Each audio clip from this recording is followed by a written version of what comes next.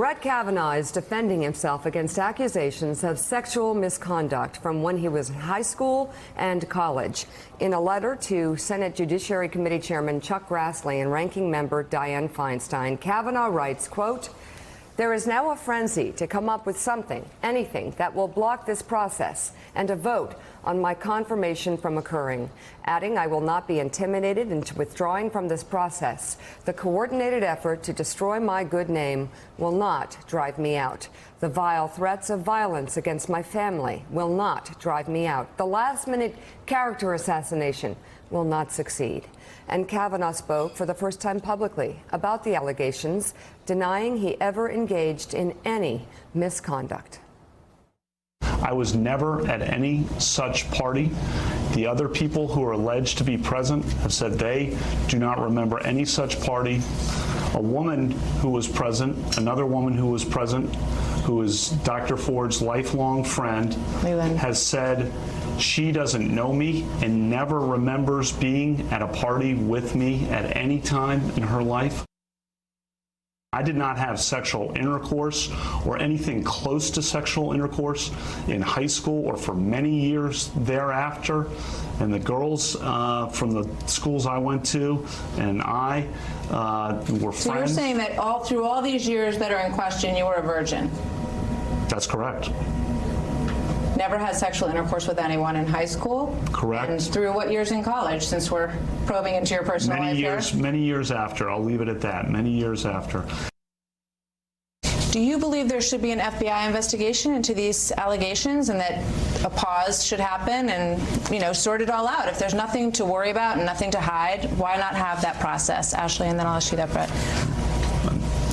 I mean, I've said all along, and Ashley too, I want to be heard. I was first interviewed last Monday, the day after the allegation appeared, by the committee staff under penalty of felony. And I denied this categorically and unequivocally. And I said twice during that, I said, I want a hearing tomorrow, last Tuesday, a week ago. Okay, a couple of takeaways from that. First of all, that last scene, which a lot of people have described as her being cut off by him. She clearly was uncomfortable answering that question, and it's something that we do for each other in different settings. There's sometimes that if I don't want to answer something, you'll jump in, give a look, and so she gave that look, and so that certainly seemed to be in bounds. Also, very interesting, a lot of people last night on Twitter and some on television were mocking the fact that he remained a virgin until he was married.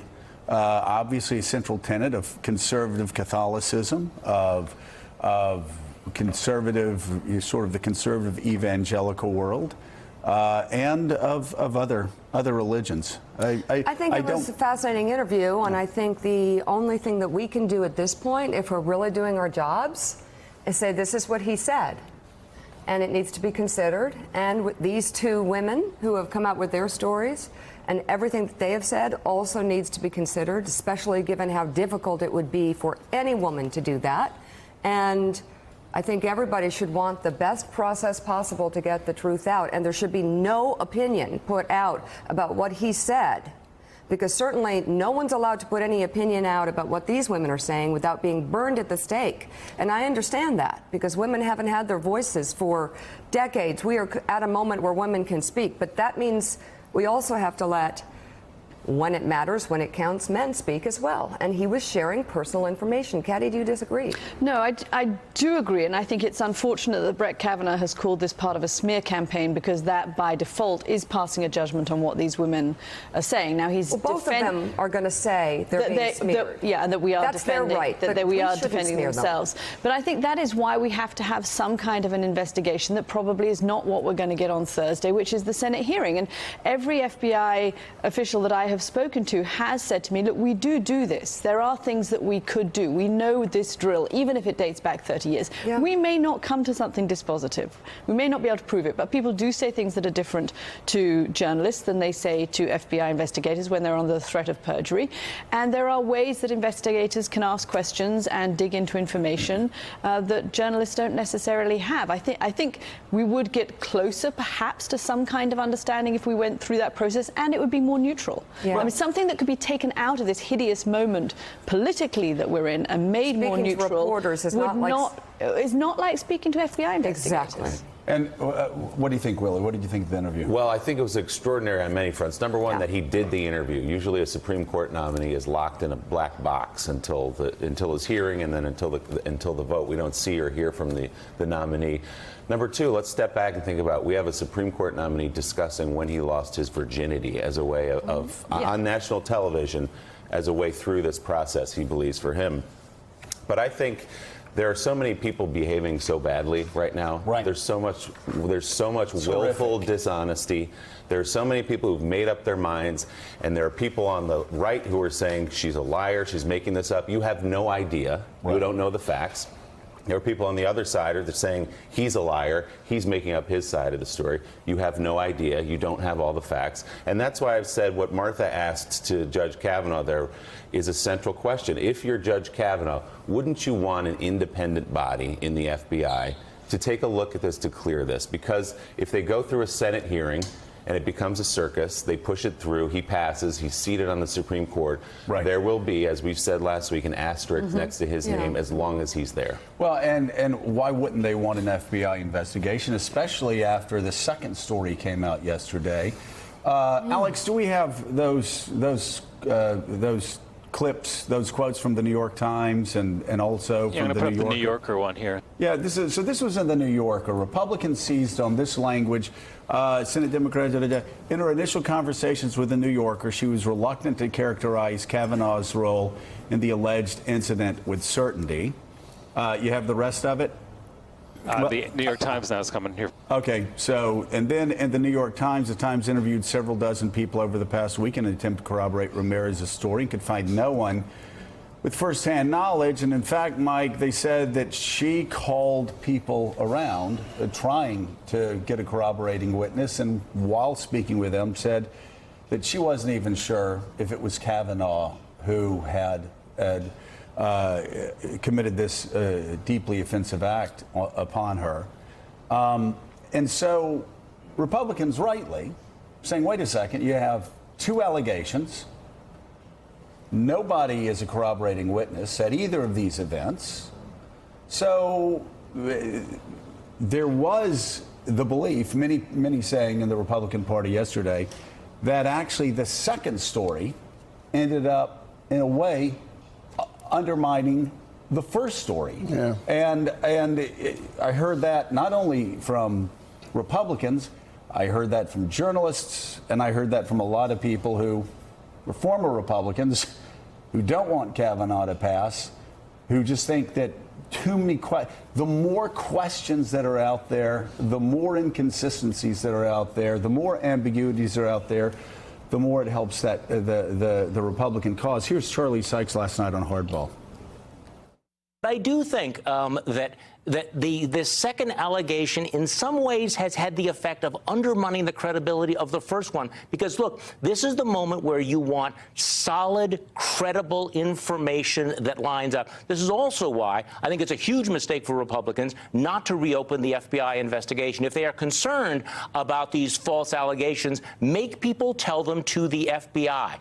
And Charlie makes the point there. The second allegations did, certainly on Capitol Hill, a lot of Democrats and Republicans think it actually undermined the first story because all of the questions, not that people are questioning the legitimacy of her story, but just all the ambiguities, number one. And then number two, if you're a Republican and if you're Brett Kavanaugh, why wouldn't you want the FBI investigating these two stories that you say are the work of a fabulist? Correct. And it's all part of this huge story that I sense is rumbling through the country, with people feeling awkward watching the confirmation process of a potential Supreme Court justice, being asked if he had sex in high school. Is the country exhausted by this because it just goes on and on and on? It's part of the Trump presidency. Donald Trump has achieved his wildest dreams. He literally is the star of a daily global show. Yeah. He is the most talked about figure in the world. And this co-star, Brett Kavanaugh, comes to us, comes to the country. He seems like a decent man. He is accused of what he is accused of. The allegations have been leveled, and now we're spiral into a second debate. Do you believe the woman? Do you disbelieve the woman? Exactly what Trump wants. But it's proof. It's proof. What has happened here is proof why women do not come forward. And nobody's hands are clean. And the other aspect, Democrats' hands are not clean. If you're talking about why women don't come forward, well, this is the second time in a quarter century that a woman has gone to the Senate Judiciary Committee and spoken with the Democrats and say, I have information about the nominee. Please don't reveal my name. And they leaked it when it became politically expedient for Democrats to leak it after Kavanaugh was about to cruise to confirmation. And there's one other aspect to this story that I suspect lingers out there, and it is common sense. No matter whether you're on the left or whether you're on the right or whether you live in the middle politically, despite the damage that's been done to the FBI by Mr. Trump, people have got to wonder, what would be wrong with taking an extra 2 or 3 days to have the FBI answer, if it can, some of these questions that have been raised? Willie? I think Mika's got it right. We have to take Dr. Ford's accusation very seriously. Very.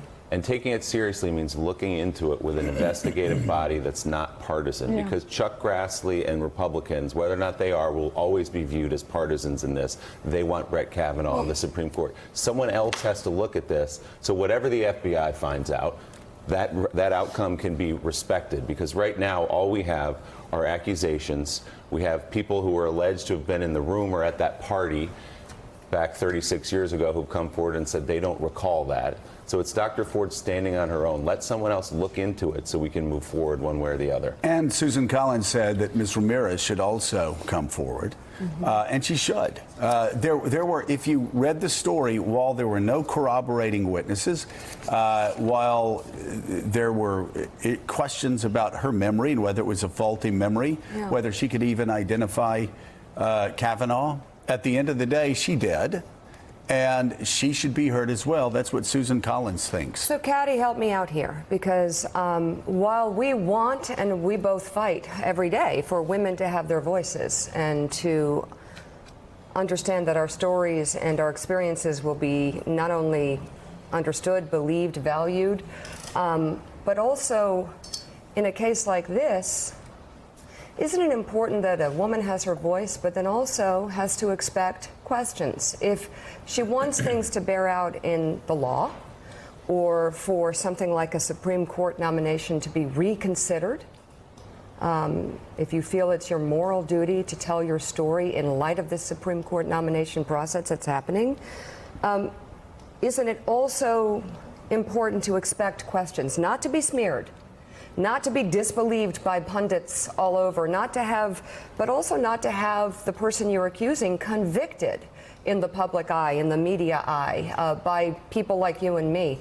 Isn't it important that there is a process that you're stepping into? And it might be slightly tough. I mean, you're telling a difficult story about what happened to you, and people are going to question the validity of that story. Is that to be expected, or are we to be believed whole hog? No.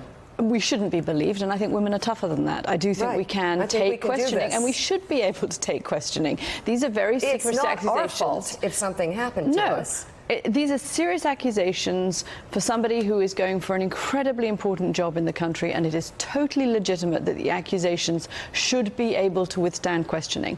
I think it is better that that questioning is done by people who are professionals in the questioning process than amongst senators who don't really know how to handle those questions and could have come across as they did in 1991, but of course, feeling Ford, insensitive. But Ford doesn't want that. But Ford has said that she would like the Senate. Okay, and so that's where you get into a little bit. She has evolved a little bit, and she has got into the midst of the politics of this. But I also think for the long term, if women are going to be believed, and we're moving in the right direction, we've gone from 91 where women were not believed to now today where women are believed. But if we really want women to be believed over the long run, we need to get away from this narrative that women come up with stories that are fake. Actually, what is it? Something like 2 to 10% of all rape reports are fake. It's tiny in the scheme of things. But if we can get women to withstand the process of questioning and prove that they are telling the truth, that storyline, oh, well, they make it up, will start to recede. And that is important for us in the long run. So we need to be able to take those questions. And also, Republicans can't only be for due process. That's correct. When it's politically expedient for Republicans. I mean, they should want an FBI investigation. Democrats can't cry about Donald Trump's breach of constitutional norms and can't cry about the lack of due process. And then, when it's politically expedient for them, suddenly throw due process out the window. It's so amazing that Republicans, Democrats in these political events, they only believe in due process, it seems, when it fits them. You have United States senators, Democrats yesterday, saying flat out explicitly there is no due process. He's guilty. I am absolutely shocked by some of the things I heard from United States senators. On both sides. Yesterday. On both sides. And Lindsey Graham saying there is nothing she could say that would change my mind. Lindsey Graham, Lindsey Graham saying there's nothing she could say to change my mind. Mitch McConnell saying we're going to steamroll over this no matter what. And Kirsten Gillibrand saying I believe her. He's guilty. There's no reason for a hearing. He's guilty. There's no such thing as due process. Why are they even going to vote? Right. Put your vote in now. If you really don't care about the facts, if you've already predetermined how this is going to turn out, maybe you were the ones in the dorm rooms. Maybe the New Yorker should have called you three because you were there.